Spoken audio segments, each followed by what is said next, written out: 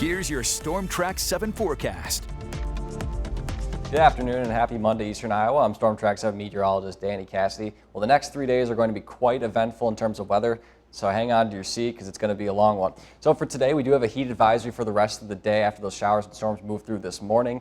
Could feel like up to 105 degrees in some spots and maybe even more, so it will be quite hot. Tomorrow, again, that heat advisory continues through the afternoon and evening hours, and then on Wednesday it will stay into effect for most areas. We do have some showers and storms returning that could be strong to severe at times. So again, here's that heat advisory. It starts officially at noon across all of Eastern Iowa. The heat index, remember, that's the feels like temperature, anywhere to 100 to 105, and could be a couple ticks above that at times. So make sure if you're outside to stay hydrated if you can, get as much shade as possible.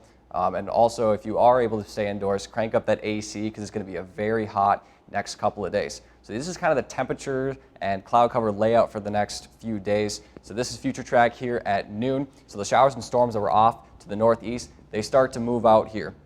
So by about 5 to 6 o'clock for your evening commute, no rain to worry about. However, temperatures are going to range, especially depending on how much rain they got earlier in the day. So Decorah was pretty cloudy through this morning and afternoon. It had quite a bit of rainfall. They might top out in the upper 70s to lower 80s, but for the rest of the southwest and to the south, mid 90s across the way. So it's going to be a very hot day, and you mix that in with the dew points, and it could feel like 100. These are the overnight lows. It's not going to dip much more than this. 69 in Decorah, 68 Dubuque, 69 in Monticello, and mid 70s everywhere else. So it's going to be quite warm. It could break some record warm low temperatures. And then for Tuesday afternoon, again, temperatures eastern Iowa wide, mid to upper 90s and maybe 100 degrees in some spots. That is something that could be uncharted, could break a couple records for some high temperatures. Now we do see future track here.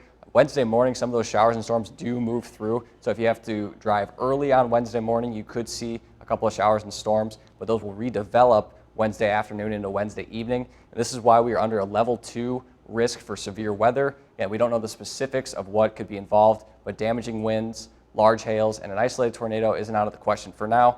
As always, when we get closer, we'll keep you posted on what to expect.